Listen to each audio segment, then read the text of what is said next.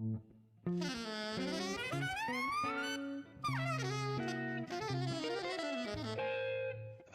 Jazz.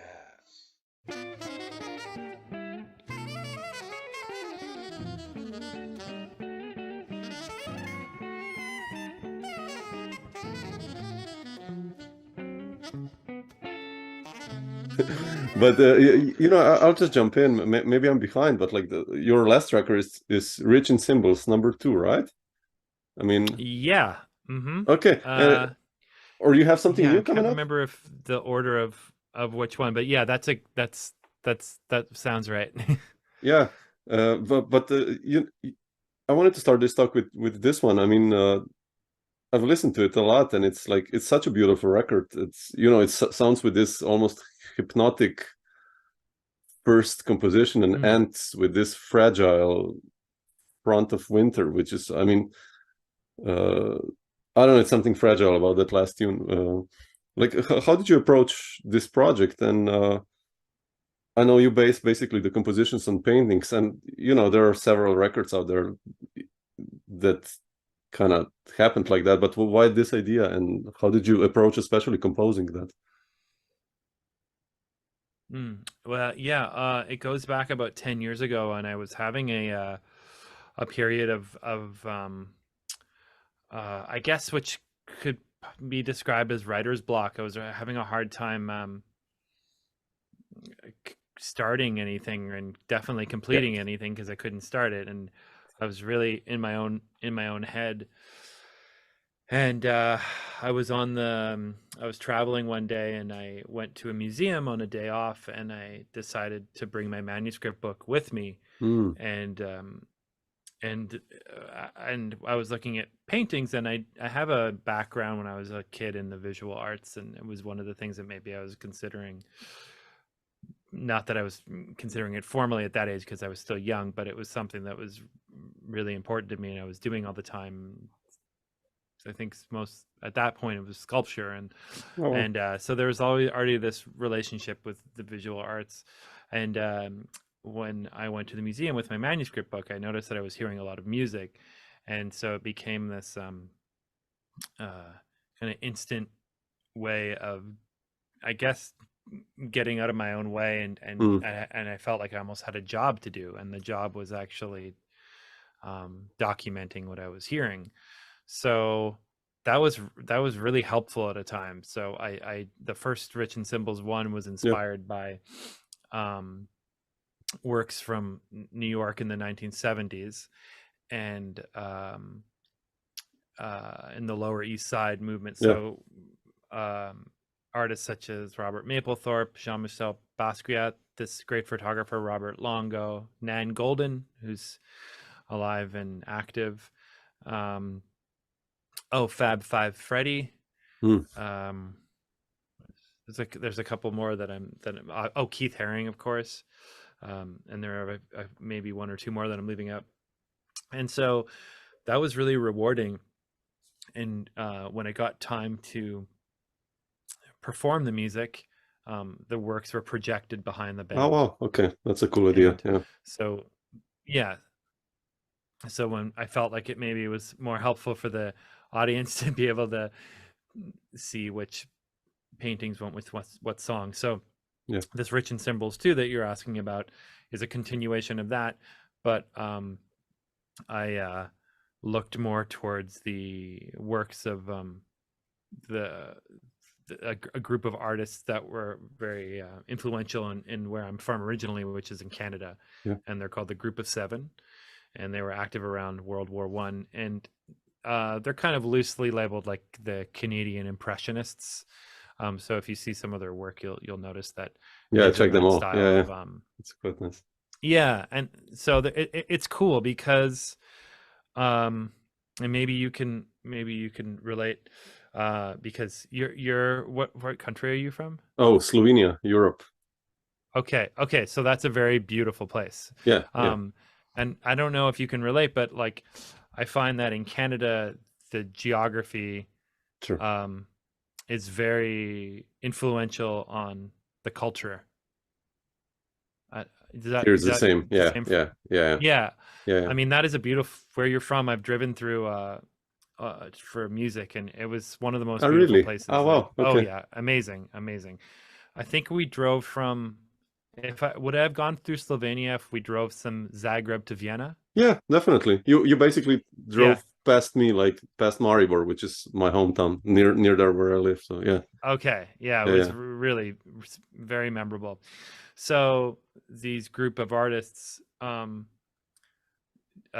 decided to go into the Canadian wilderness and document uh, it as they felt, and so I Mm, thought that was like a really progressive way to consider your environment.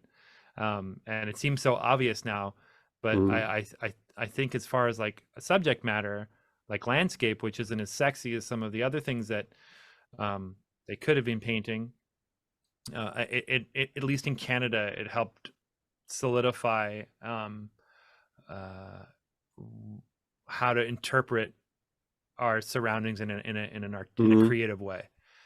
And I don't know, like I feel like that's a pretty unique thing to the country. Like they got really organized, these oh, artists, okay. and decided that this was their priority, was to do just that, and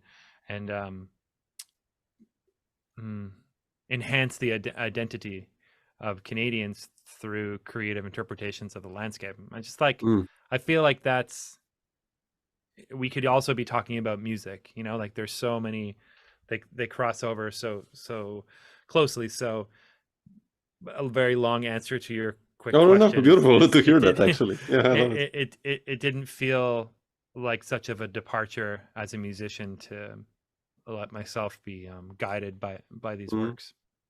How did you approach then composition? I mean, like, because like the first one, the slopes kind of starts with this, it's like a hypnotic vibe with this beautiful melody played over.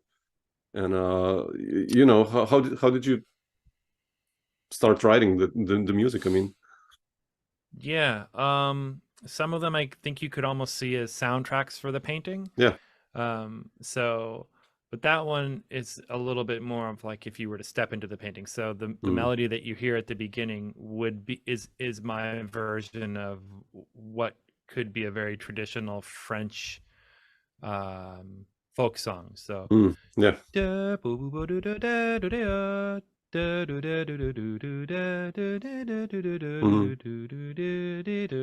where I grew up in Quebec, if someone told me that was a French folk song, I would totally believe them yeah. because it just, and you can hear it kind of sounds like that.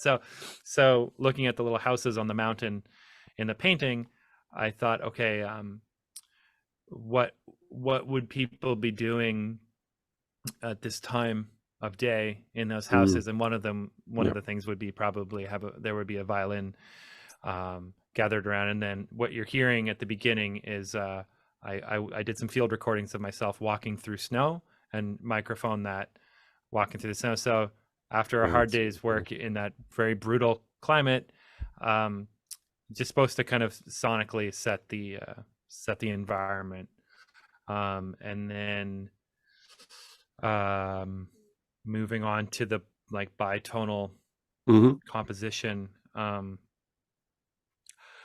Yeah, I don't know if I can be much more literal because I just really love bitonality or tritonality, and it's something that I don't think too much about, but it keeps showing up again and again in almost, well, most things that I write. Yeah. So I love it, and I feel like that's present in a lot of the pieces on that record. Yeah. I love how it So that's like ends, a literal. That's like a. the Oh record. yeah. This calm, I don't Oh know, okay. almost like a Kenny Wheeler-ish vibe you have. I don't know why. It reminds me of Kenny Wheeler, that one, but just like this Oh yeah. tranquil something, beautifully. Okay. Well, thank you. I love Kenny Wheeler, and he's influential on a lot of Canadian musicians too because Sure. Yeah. he's. But as far as like interpreting a painting literally, that would probably be the most specific. And then some of the things that I like to take away from looking at visual prompts are the ways that the paintings are created by perspective. So if you take a work like The Front of Winter, the last Mm-hmm. piece, Yeah. the the painting is created with the artist's kind of looking up at the mountain, and you feel like this you feel like the artist feels small Yeah. because it's this amazing powerful vista, whereas if you go to one of the most famous paintings is called the Jack Pine by Tom Yeah. Thompson. So he paints that tree straight on like a portrait, and you see how the artist positions himself uh, almost like where for that one work, like where are they positioning themselves in relationship to the subject, based on either like spiritually or their ego. And they're gonna, like, they choose, I'm gonna paint that tree and I know how I'm gonna paint that tree, and rather than being in awe of this vista and saying, Yeah. okay, I'm just going to respond rather than control. And so these things are obviously up for debate and they're not written in stone, but I found that's also very musical. Yeah. Like, I'm sure you've had the experience where you have an idea and you're either going to do a lot or a little, and depending on how you're going to do that, that's going to say a lot about you, you know. I think we all have musicians that we look up to that it feels like they're not doing much, Yeah. and they're honoring the music, they're not holding on too tightly. Kenny Wheeler is a great example, I think. Yeah. You mentioned musicians looking that we're kind of admiring. Like, who are your heroes now, or like when you were a teenager? I guess. I mean, like, Yeah, I mean, when I was a teenager, there a lot of Michael Brecker. Okay, was a big, interesting. Yeah, he was like a very big hero of mine. And then I find the musicians that I look to mostly now as I get older are musicians that I feel to my ears have a really great way of letting it happen and getting doing like always putting the music first instead of trying to show you something. Yeah, I know exactly what you mean. Yeah. So I have a little list here that I'm always adding to, but oh yeah, and I feel like none of them are. I say like they also have this quality that they're not necessarily very precious. Like they're not very attached.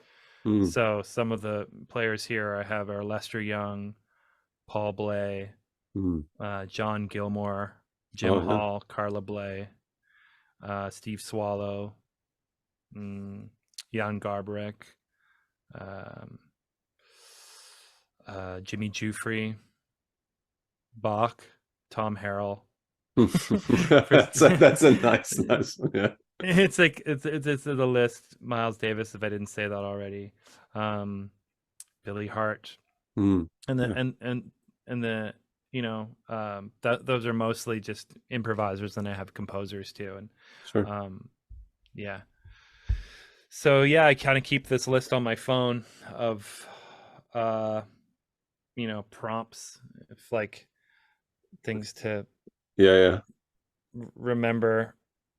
I do that the same. Yeah, and I feel like it's really nice to be able to reference or quotes that I see, I took some lessons about 5 years ago with a saxophone player named Ellery Eskelin. Do you know? Oh, sure. I love Ellery. Oh, really? Oh, well, how was that like? It's amazing. I would deeply recommend anybody going to see him. It really helped me out for just in like these moments of not having as much fun as I wanted to be having by myself. I might be practicing and like not happy, not as happy as I should have been playing music. So I worked on mixing a record that he was on, and I listened to him for hundreds of hours as I was working on the post production of this record. And it was Jacob Sax's album, and had Tony Malaby and Ellery, and I listened to Ellery for countless hours finishing this album, and I thought, Yeah, he has some of these qualities that a lot of those people on my list possess, and if I can go spend some time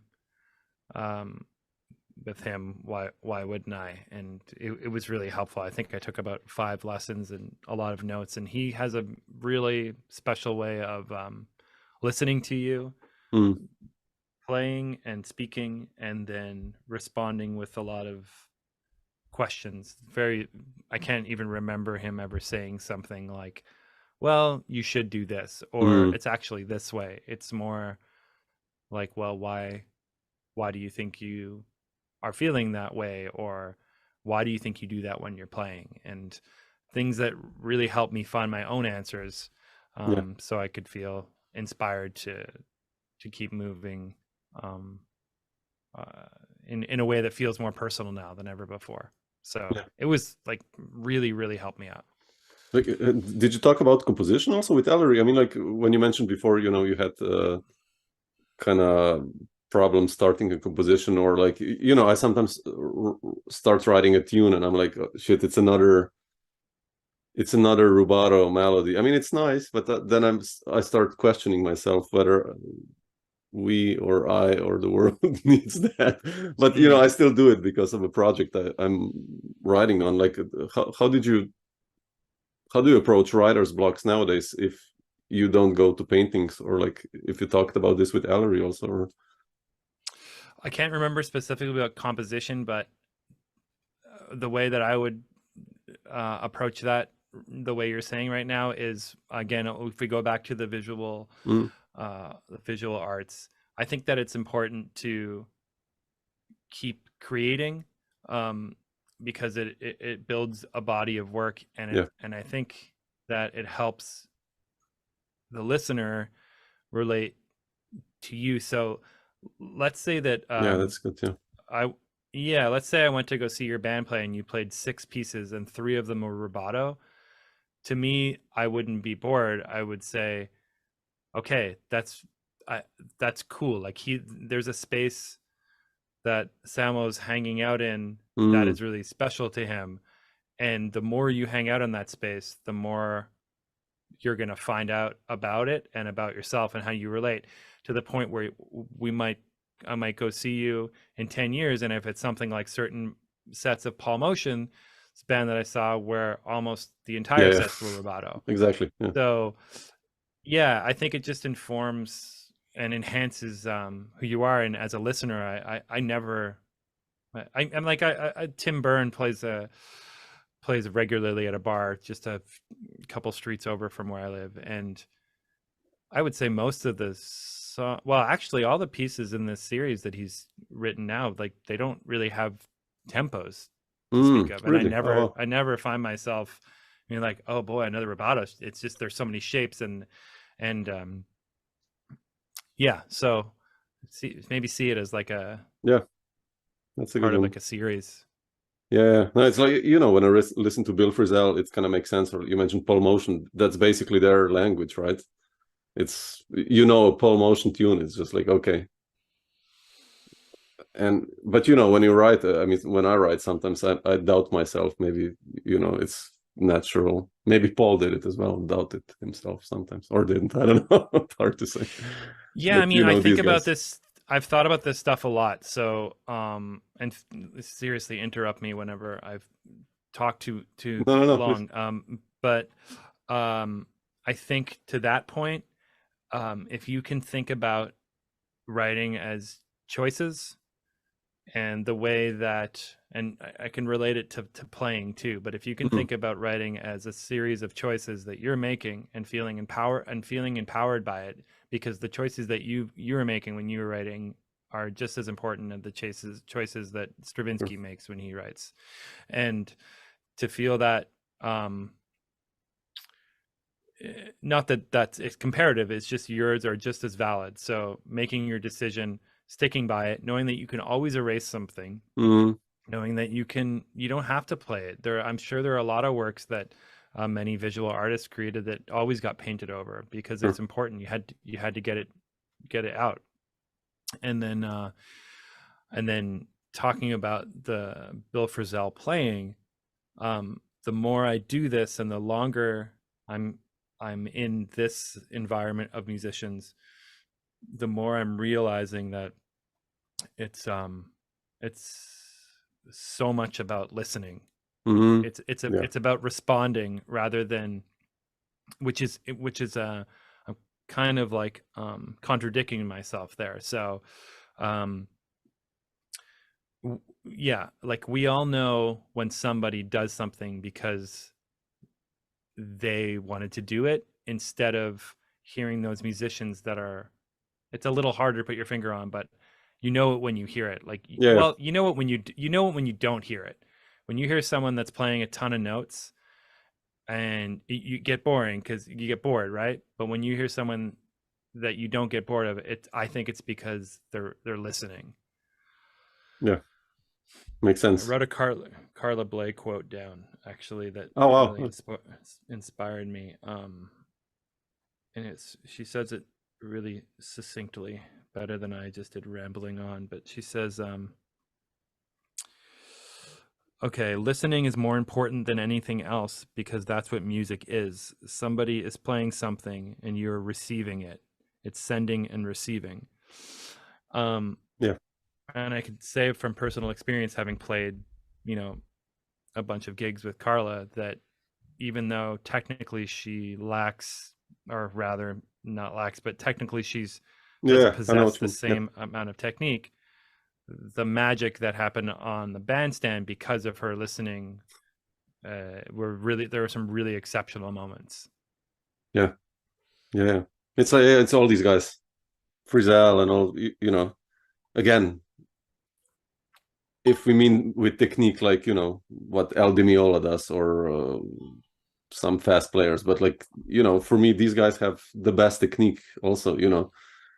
Frisell plays like G chord on the guitar, and it sounds like one of the most incredible things. It's just like a basic G chord. It's like, man, how did you do that?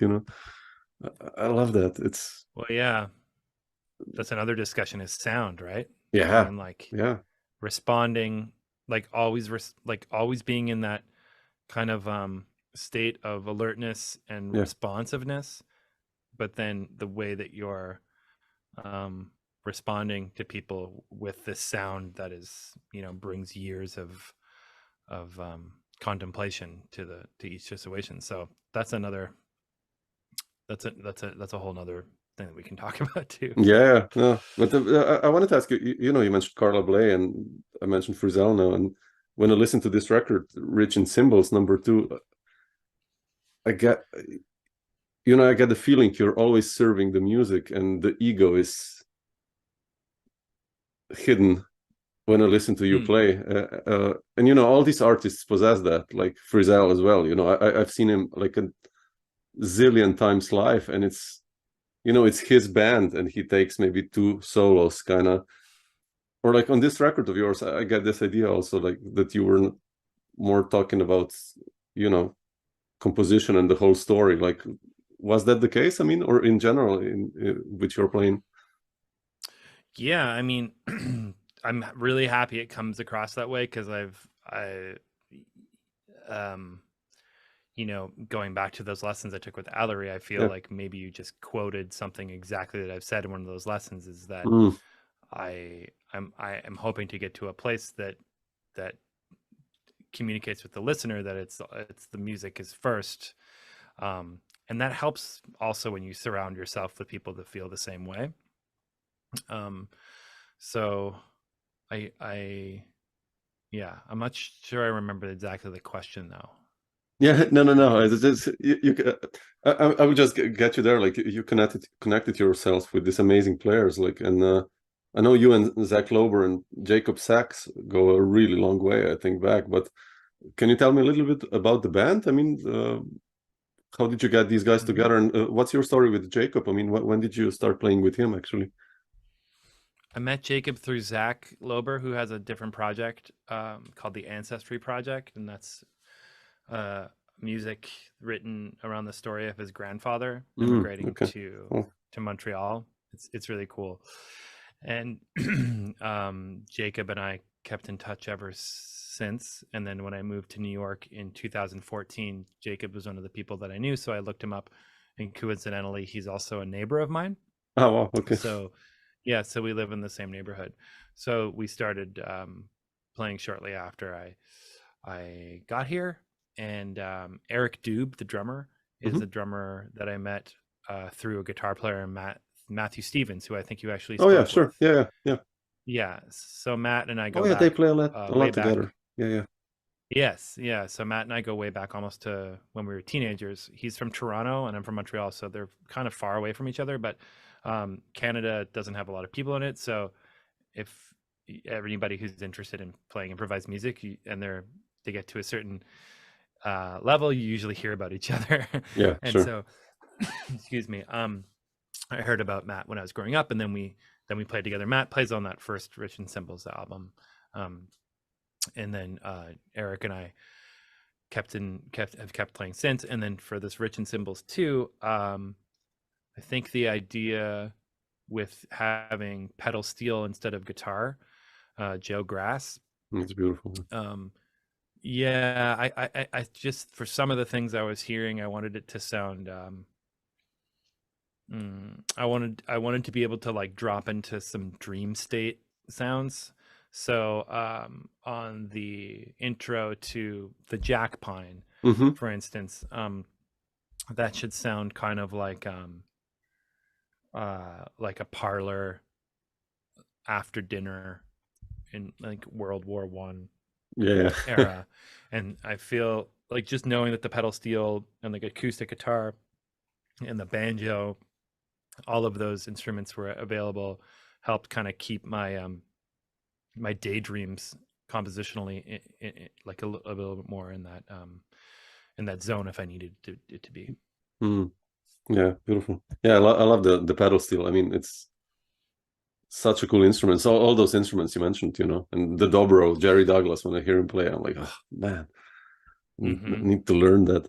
But Chet, I wanted to ask you, like you mentioned moving to New York, and what was the main trigger? I mean, obviously, okay, it's like the capital of jazz, but like on how did you decide to move to New York and those first moments when you came? Like, who were the first connections? You mentioned already Jacob, but how was this with you? I mean, Yeah, well, I'd lived here for a year in 2006, thanks to a grant from Canada. okay. So I studied for a year. Um, I hung out for the year and I took some lessons at that time, maybe 3 lessons with Mark Turner. Oh wow, really? Uh, Okay. yeah, who was a great teacher. He was so generous with his time, and um, yeah, he was really really helpful. Mm. So that was a really great year of playing a million sessions and people letting me sit in on their gigs. And someone who's always been really supportive of me is Donnie McCaslin. Really? Oh He's wow. always I've played with yeah. Donnie. Yeah, he's such a nice Oh guy, man. yeah, Yeah, yeah. We did a amazing. record and a tour together years ago. Like, I Oh, love him. I cool. mean, yeah, Yeah, he's an amazing musician such a and nice like guy. and incredibly supportive to everyone around him, like a really positive Yeah. person in the scene. So um fast forward, to 2014 when we moved here. I'd done my master's degree and had 2 daughters in Montreal, and then my wife was finishing her studies and she was going to start working in Montreal, but then a job opportunity came up for her in New York City, so we said let's Okay. give it a try. So we came here, and I'm really happy we did. I mean, some of the political things in the United States are a little scary, and you know our deal is if it stops being fun, um, we're very happy to be able to go back to Canada. So Yeah, yeah. yeah. No, no. But in 2014, like, did you immediately also start leading your own groups when you came to New York? Yeah, I had been leading some bands previously. So when I got here, I started playing with Jacob Hmm. right away, and then a drummer named Vinny Sperazza. Do you Oh, know him? really? Yeah, yeah, sure. I love his Yeah. records. I have a couple of those that he did on Fresh Sound, actually. Oh, cool. He was Yeah. just here actually. We played Oh, a really? session with Oh, wow. Ivan Okay. Ovsik and Oh, Caleb yeah, Ivan. Schwartz. Sure, sure. Yeah, they just Yeah. left. So uh, Vinny and Jacob and I were playing together, and then I guess Zach had either just left or yeah, we played some trio gigs actually without bass, and then we started this band called Landline all together. And that's kind of cool in that we write the Hmm. music like a game of telephone. Okay. So we each write music and then we pass it along to each other through email, and then all four of us can write it, and we only see it at the end. Oh, wow. And That's quite cool, yeah, actually. Wow. and then when we play live, if the circumstances allow, we have four painters, and we play four sets, and after each set the painter moves to the next canvas. So at the Wow. end of the show, every painter has worked on each other's canvas. We just did it at the Wow. Montreal Museum. Oh, It wow. was it's so cool. It's like such a fun, and oh yeah, and we set up all in a circle with the audience in the middle, so the Yeah. painters Oh, and the wow. band are all spread around. That's amazing. Yeah, Wow. it's really fun. It's like I wish I could do it all the time. It's a really amazing way to play music because we're so That's cool. far apart from each other.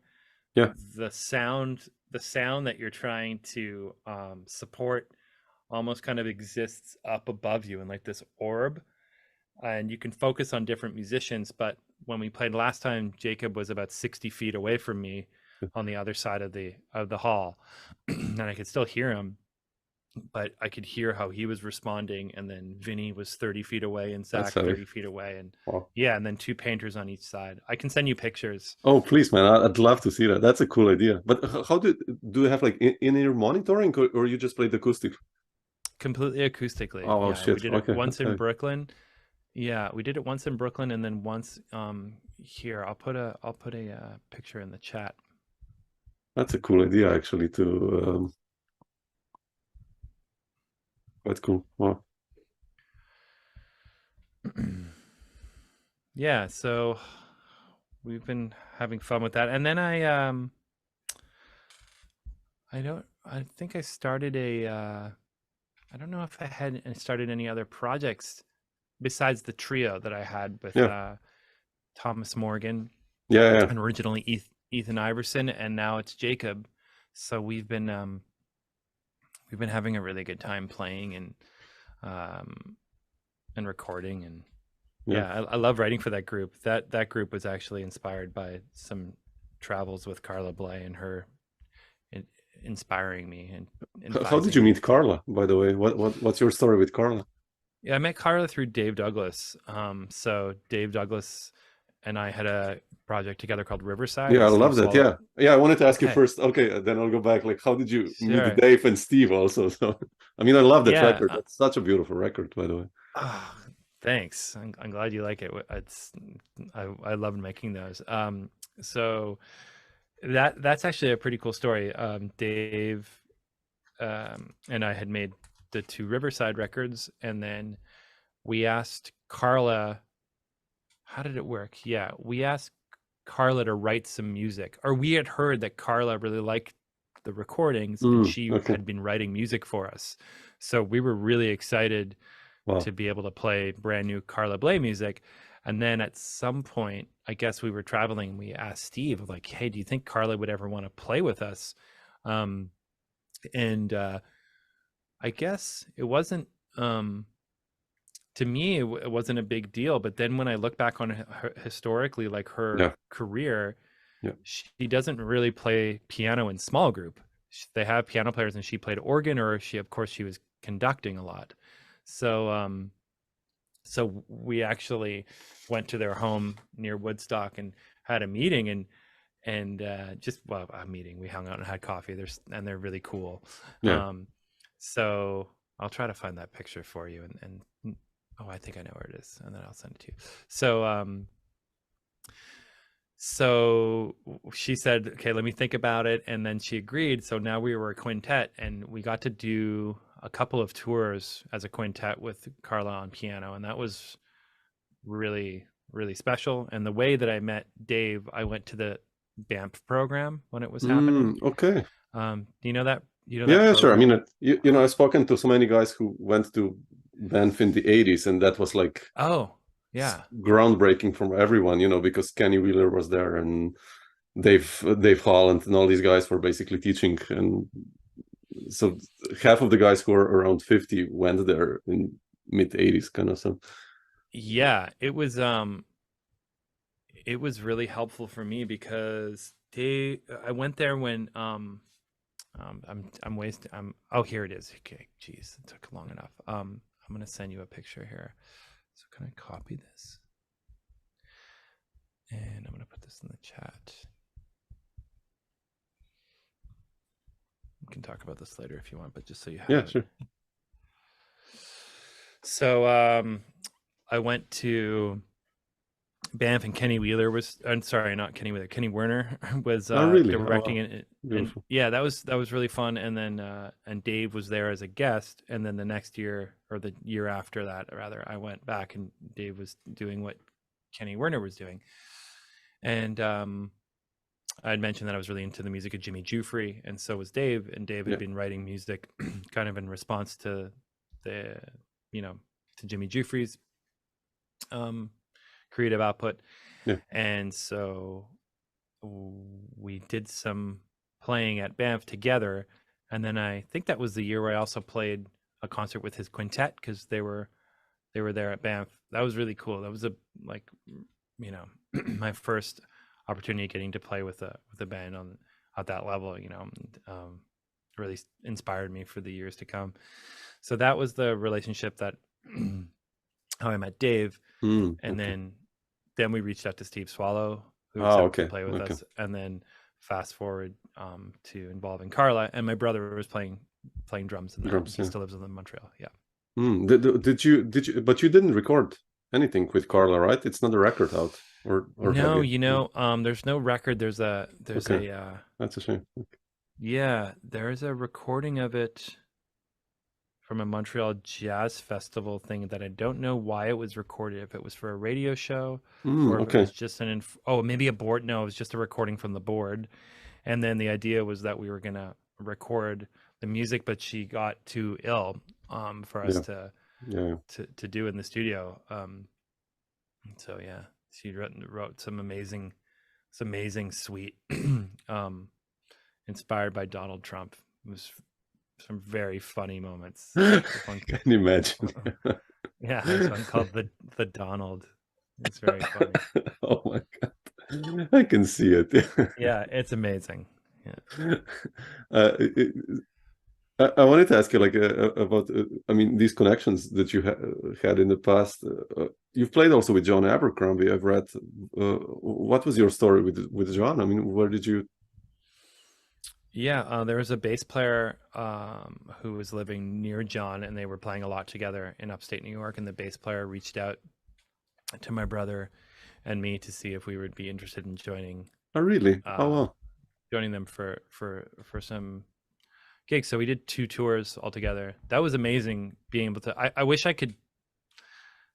I was probably a little nervous. I wish I could go back and do it again now, because now when I've heard back some of the bootlegs, I can hear how John is getting back to some of the musicians that we were talking about at the beginning. John is really someone who was heavily dedicated to trying to do the right thing at the right time, but not really trying, if you know what I mean. Yeah, sure. It was a master. Yeah. And then now getting older and hearing the influence of Jim Hall on John and Schofield and Bill Frisell and Pat Metheny, of course. And now knowing more about Charlie Christian over COVID, I got more into Charlie Christian. Me too. Okay. Yeah. And like, what a remarkable musician and an innovator and just like an amazing improviser, Yeah. He was during COVID. Funny you mentioned him. During COVID, I transcribed I think almost all of his solos. Wow. Christian, even the stuff he did with those Ida Cox and some other blues singers, and it's just like sometimes he plays an 8-bar blues solo, and it's just like, man, I know. it's incredible. He was a monster. You know, we're talking about 1942 or 41 even. It's just like the phrasing and yeah, you know, talking about those players of that era, it makes me think about I don't know if it's correct to look at it this way, because I'm not really sure I believe what I'm saying, but I think we can say that harmonically they didn't have as like, I want to be careful, but like, yeah, of course no, they had all the choice. Of course they had all the choices, because you look at the classical music that was out in the 30s. But it's a different time still, yeah, jazz-wise. Yeah. So like you hear what they were playing, and harmonically it wasn't quite as dense. Okay. Yeah. And so I'm thinking of Lester Young right now. I'm like, okay, but like why and how, like, why is this so good? And why would I prefer to listen to this more often than other things sometimes, you know? Exactly. And I think it must come down to sound and listening, you know? Those Lester Young solos, like, it's, I don't know how you're ever gonna have you seen the Lee Konitz video of him at Lee at home listening to Lester Young? No, I have to check. Is it on cool. YouTube or? Yeah, if you like, okay, look at I'll Lee, check it out. like, put like Lee Lester Young, and he's singing along to Lester Young solos, and then he plays a little bit, and like Lee is just like knocked off his feet. It's this great, it's this great solo on a song called 12th Street Rag. It's like, and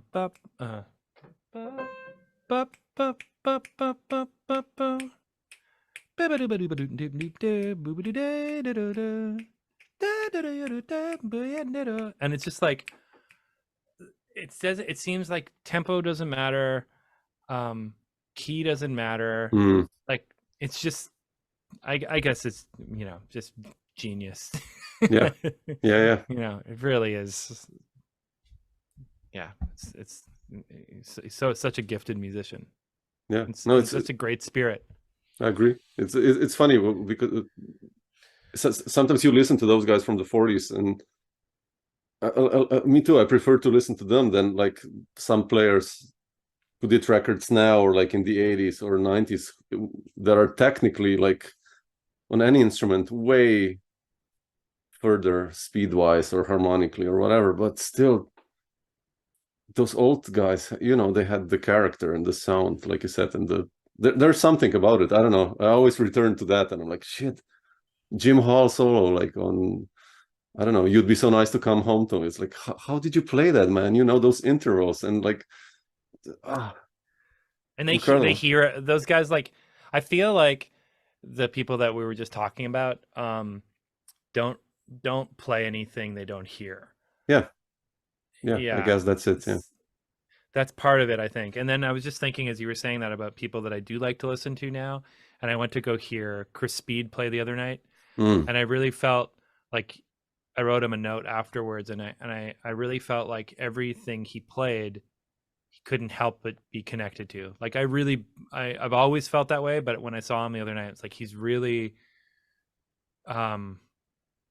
he really means it. You know, there's nothing wasted. Yeah. Wayne Shorter too, but I'm thinking of people that like we can actually go see play, and I feel that way about Bill McHenry. Yeah, the same. Yeah, I feel that way about Chris Potter too, and I feel that way about Seamus Blake and Chris Cheek also. You know, Chris he's Cheek, one of those. And Tim Byrne, and sure. Ellery, and so there's a lot of, like, Joe Lovano, of course. There's a lot of players that personally, and it's subjective. Other people would say, you know, but yeah, there's still like plenty of inspiration to guys that have the connection to what we're talking about, I think. Definitely. Yeah, definitely.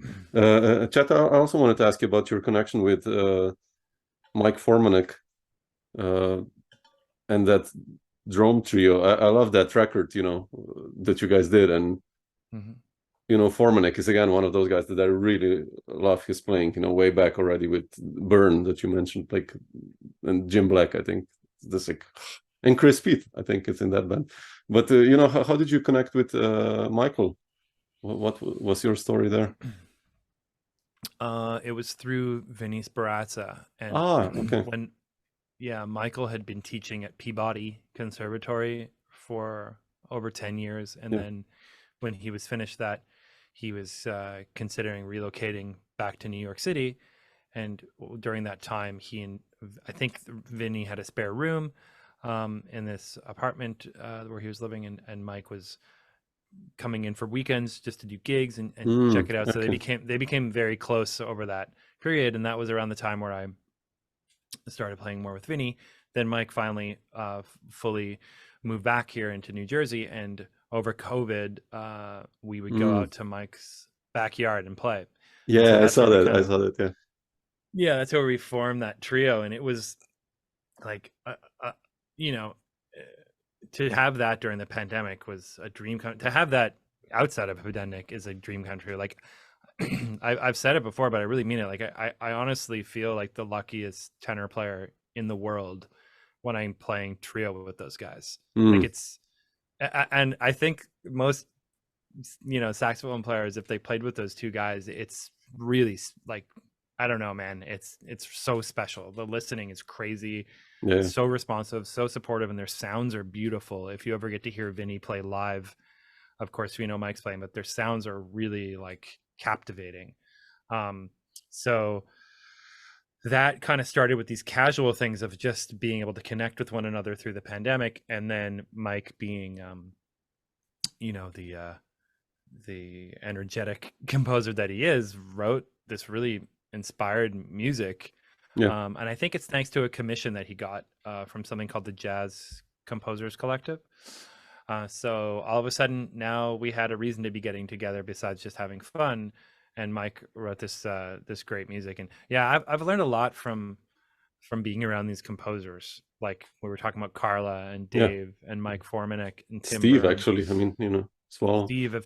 Steve too. Like just it's hard to I can't really put it into words yet, but there's something about being around watching the way that they take an idea from a germ of an idea to getting it in front of people and making it work. Yeah. And then all of the things that are said or aren't said. Like here's an example of something we did like a pretty extensive fall tour a little while back, and Mike has this really fun song to play called Rithcha, which is just a shortened rhythm change, like Rithcha just put together. And it was maybe one of the last gigs, and we were doing a sound check, and I looked at this sheet music. I'm like, shit, man, I've been playing this rhythm wrong the whole time, and he never told me. And he knew. He's like, yeah, it's cool, and he was cool with that, and I just thought, wow, like having that your priorities straight, or a lot of people, I mean, I could see most people saying like, oh, hey, watch out for measure 7, it doesn't sound like it looks or something, whatever. Yeah. But he never said anything, which reminds me of another funnier story in some regards, when I was playing with the Liberation Orchestra. Really? Oh, And wow. and we were doing a rehearsal at the club the first day of the run of shows. I think we played 4 nights. Wow. And this trumpet player said, Carla, when I get to measure 40, is beat 1 long or short? And she said, how am I supposed to know?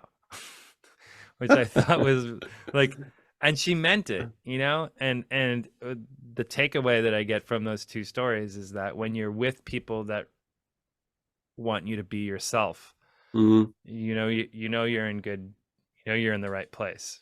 Yeah, definitely. I mean, did you ever talk with these guys about, I mean, again, I'm going to composition, but like Steve or Carla or Mike, now you mentioned like how they write something or wrote something, or where do they get their ideas? Or Carla, as far as I can remember, is pretty diligent about a routine of sorts. I don't want to speak for her, but I think it's Sure. it's like when there's a commission or something she's writing, I think she's pretty regular about getting to the piano. I know Steve is, well, he's such a busy player that I don't know if it's as routine oriented, but I know they when they were both traveling, they would go to this other home they have in the Caribbean, and they would just write, and they would go for Oh wow. Okay. months at a time and compose. I think Dave Douglas has a pretty strict routine. Yeah, he's also In really active. writing. Yeah. He's so prolific, yeah, and I think he's a like every there's something about Dave that I really admire, is that when he writes a piece, he has that thing. So does Carla, and so does Mike, for that matter, where he puts it in front and he doesn't really have to say anything, and everyone just plays it and it sounds great. I'm like, Yeah. okay, there's a lot to unpack in there, but it's also simple in some regards. So, and then Mike, as far as like his composition routine, I can't remember, but I think the piano is involved. Yeah. But what I think is really cool about Mike's composing, which has been influential, I'm not sure how yet, but Mike has these, like, what I like to call like these big pieces in his compositions, that seem to be a little bit more big picture. For instance, like Mhm. some of the way that the material is written is forwards and backwards, and then the way that some of the sections are organized rely on what's happened before, and that can change. So there are things in the music that are like extra musical, and creative in a way that aren't just on the page. And I think Yeah. that's that is, in my experience, is a little different than some of the other people I've worked in. And I think it's really I think it's pretty special. Like that's what I find really unique about, like, there's that extra kind of level of Mike's writing where I'm like, oh, interesting. And now Yeah. playing with him this much, I can feel that's the way he plays with people too. He's very like he can be very textural. So obviously he can hear everything that you're doing, Mhm. but the note that he plays is not just going to have something to do with what you're playing. It's also going to have a lot to do with the color of the note, or the sound that needs to be made. Like there are a lot of considerations happening with his musicianship. So yeah, I'm like very, very grateful to be able to anytime I get to play with him. It's like, Yeah. it's a very high, Incredible. very high level of musicianship. Yeah. No doubt. Yeah. Like, Yeah. in what sense have these guys influenced you as a band leader? And how do you see yourself as a band leader? I mean, do you present a tune like to the band, and then do you change it a lot, or how are you in this regard?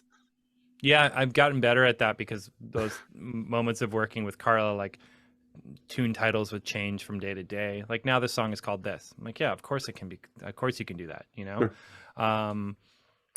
So yeah, changing things is always is cool now. That maybe there was a time when I was younger where I felt like maybe more micromanaging things, but now I feel like as long as you're putting as long as you're putting the music first, I think it's all the choices. It just opens everything up to do whatever you want to do. And as far as band leading, yeah, I mean, something that I'm kind of trying to come to terms with is having a lot of projects. Like having, I don't know how many I have, but let's just say, for the sake of this conversation, if I have 5 things that I'm Yeah. involved with, is that as good as having 2 things and spending more time writing and finding ways to present the music than having 5 things and working a little bit on them? So I don't know. That's just something I'm going to have to sort out and get organized with in my own head. But what do you do? How many I've projects do you have of your own? too many. No, but Yeah. I usually, do a tour in Europe, and like last year we did it with Ariel Thunderson and Bob Moses, and Oh, really? yeah, that was amazing. We had like 17 gigs in a row, Good for you. but that was like questioning my everything. After gig 10, like I was like, shit, I played the same shit all the time, and like, but of course you're not. It's your language. But it's nice to experience some of that actually with those players, because they were just like every night there and so creative, and I was like, damn. But no, I try to do projects, a tour, and next year we have another one with Ariel, but with Patrice Herral, a French drummer. So I like changing one part of a band, or because it influences the entire, everything basically. So especially drums. But yeah, So I mean, I your do a main lot. thing I would do be a lot. you do like so would your main thing be a guitar trio, or do you also have like a quartet with this and then like something with the singer, and then like do Yeah, you have like multiple things that you're always working on, or? I mean, I love the trio, but I work with a saxophone player a lot. We usually have like a bassless trio with different drummers, Uh-huh. and yeah, but I love playing with different people. I just love that, just to get projects together and tours. I didn't study jazz. I studied poetry and translation, so Hmm. it's a way for me to learn. To get together a tour with Mark Turner or Tim Byrne or Donnie McCaslin or whoever. It's like shit. That's like 3 years of university in those 2 weeks. So Oh yeah. that's how I approached What it. kind of poetry? Oh, What you American studied? poetry.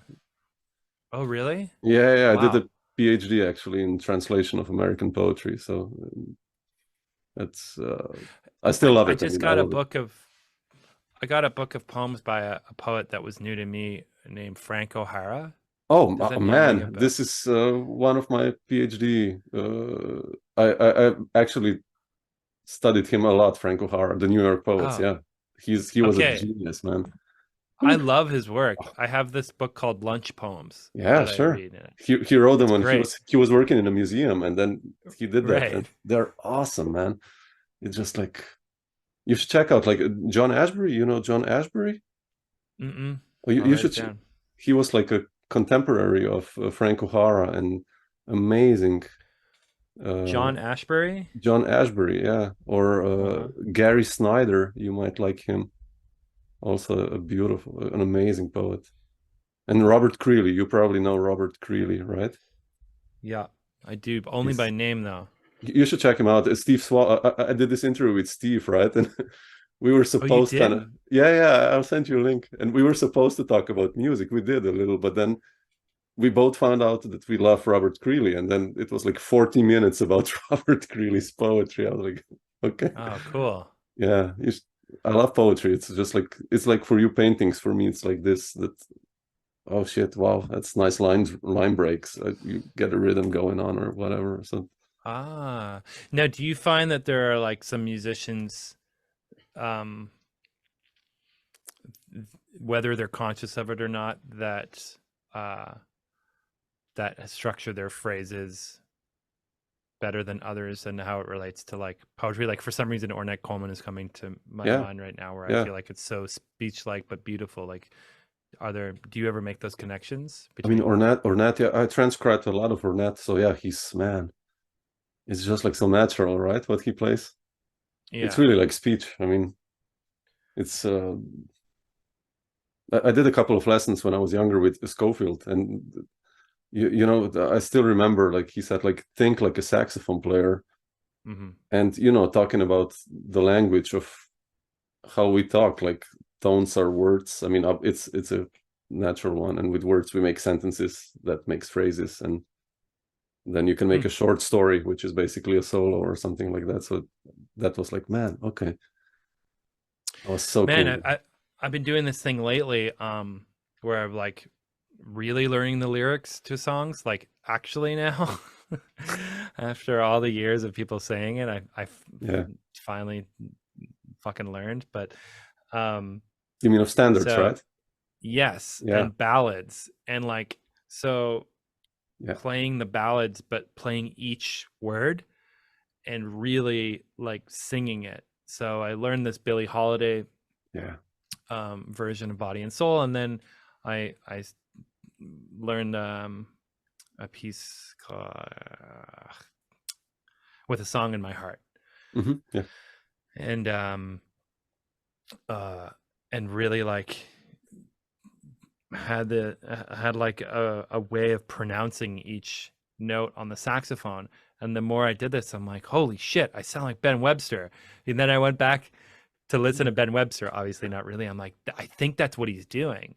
And I think he knows the lyrics so well that he's singing it into his mouthpiece, like he's like doing a lot of vocalizing, to the point where I'm pretty sure that sometimes he even pronounces the letter L. Like he'll go, I spend my days I spend my days in longing. And like he'll go like longing, and he'll hold his tongue on the reed. I'm like, holy shit, he's saying the word long when he's playing. I could be like projecting, but I think you can take it that far with ballad playing. And why not? You know, like why not do that? And then I think there's a way of like relating with the script of a song the way that an actor would. And that's the way I'm seeing it now. Like being able to watch, like I just rewatched Chinatown the other week, and just watch like the virtuosic performance. Oh, and then I also watched 5 Easy Pieces. I'd never seen that movie before, and it's one of Jack Nicholson's first I have to check it out. I haven't seen it. Okay.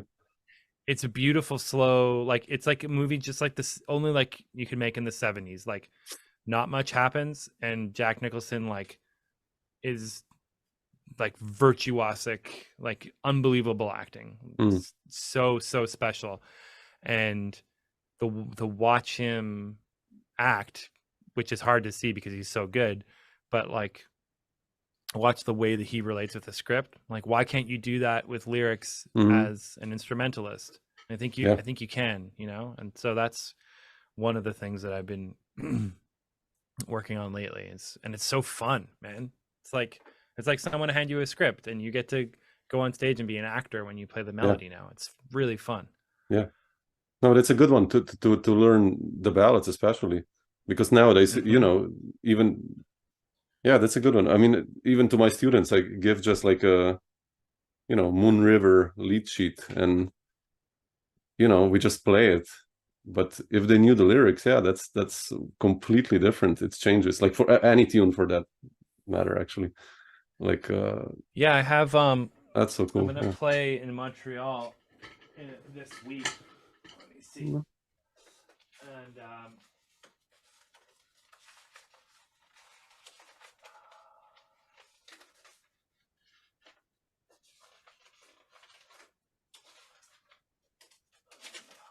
oh yeah, here it is. I'm gonna play this piece that my brother wanted to play called "A Time for Love" by Johnny Mandel. And had I not seen the lyrics, I wouldn't have played it. Like there's it would have completely changed the shape of the way that I've played this. Like the climaxes of the melody are not where I thought they would be once I saw the lyrics. I'm like, oh, so change the meaning of the song and the way that you can connect with it. And like, and I think the more convincing or the more choices you make when you're playing something, the better it's going to be for the band too. Yeah, that's quite cool, actually. I'll have to do that. Yeah, especially go your relationship and, with and your relationship with the written word. You know, like you would probably have even more depth to bring to something like that. Yeah, it's. I mean, I translated so much of American poets also into Slovenian, and you know, it's sometimes struggling with the language. Just some things are untranslatable. You know, it's just like, damn, what to do? You know, and probably the same with words, putting words to music. It's like sometimes you can't, or just get the idea of the general mood or the general idea that the poet wanted to say into the original language. I think it's the same kind of lyrics Yeah. onto an instrument just to get that emotion over or something. Yeah. Yeah, sometimes like I'm running into things where I really love the melody, but I'm not crazy about the lyrics. So I'm like just Yeah. starting to change. I'll just gonna change the lyrics sometimes, and no one will know, because it just helps me connect with it more. But some of these Sure. like melodies are so beautiful, and then you read the lyrics, and you're like, okay, it's a little. Cheesy. Yeah. I can't. It's a little cheesy, or it was like a Yeah. little. It's a little like of a time that just sounds a little. It doesn't resonate with me. So sometimes I'll just rewrite a line, Yeah. and Yeah. it Not everything makes it is more. amazing. Yeah. No one's gonna Sure. know. Sure. Yeah. But Chet, I wanted to ask you, we started our talk with Rich in Symbols, number 2, but are you writing some new material as well now? I mean, are you preparing something new?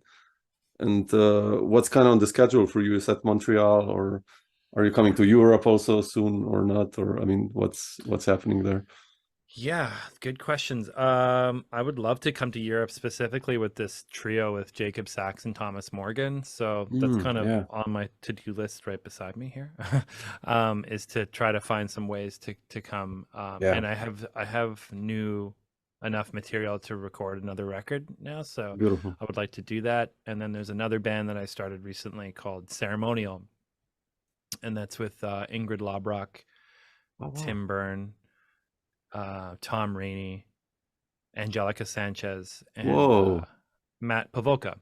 So that's And going to be yeah, a completely different vibe, I guess, right? yeah, it was Wow. fun. We played a gig a couple months ago, and I'm just trying to figure out how I'm going to record it. And that music was inspired by the idea of ceremony, basically, and human ceremony. And I'm gonna kind of narrow it down, and I think I'm gonna do some more research on like birth songs, death songs, harvest songs, um, uh, nuptial songs, and just kind of like gather some. There's hunt songs too, just like in a like put my musicology hat on and see. Obviously, there's so much sacred music too, so there's that whole thing, and just like making these columns, I think, of ceremonial music and bringing that to the band. That's a fun band to write for, because the challenge is to write as little as possible. Yeah. Because everybody has such a strong voice at improvising, but you got to write something, and it has to be like I think there's that balance between I see it as almost having like, if you have Daniel Day-Lewis in your movie, you still need to direct him and give him good lines to say. So I feel like, all those musicians that I just mentioned are the creme de la creme for Couldn't get improvisers. better. Yeah. So putting enough on there to frame the scene and give it direction, but don't bum anybody out by writing anything that nobody wants to play, whether if it's too hard. Like if it's hard, it better be worth it. Yep. And write something with some direction. So some of the things like on a tune, like I'll show you this one. So this started off as a song with chords, and then I took the chords away, and then one of the versions has bass pedal over it with a bracket, but it doesn't have a note. What pedal? Oh, okay. It's the spirit Quite of cool. the pedal. Okay.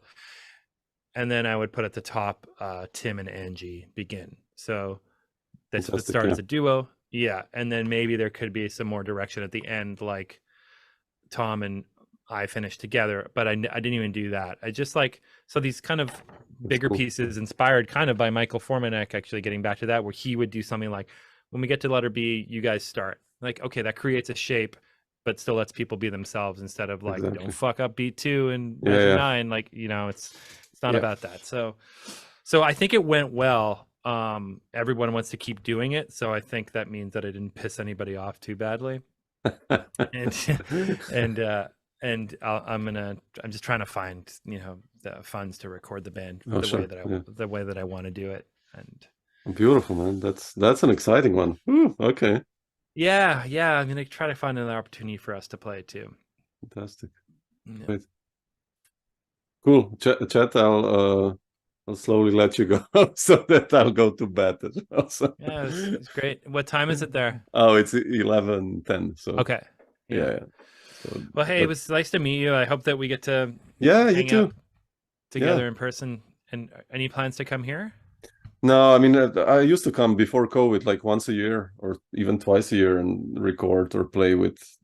I've played with so many guys from New York, and with everyone almost you mentioned. So, but after COVID, I just, I don't know, something changed, and but no, not now. So, unfortunately, and we have a small kid now, like an 8-month-old daughter. So it's kind of. Oh, congratulations! Thank you. That's the fun of these days nowadays. So yeah, are you getting any sleep? Yeah, actually, man, she sleeps like from 8 to 7.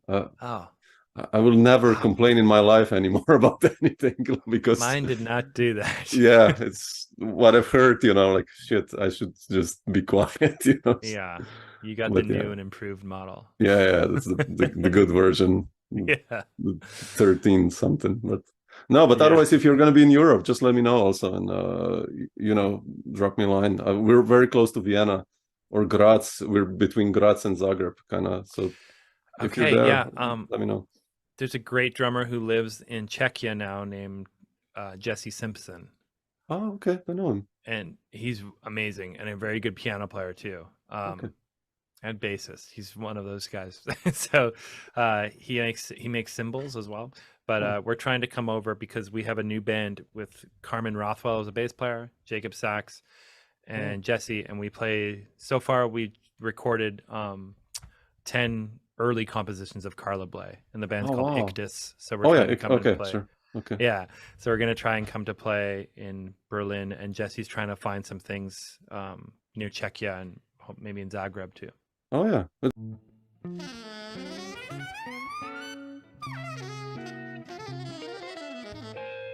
Dr. Jazz.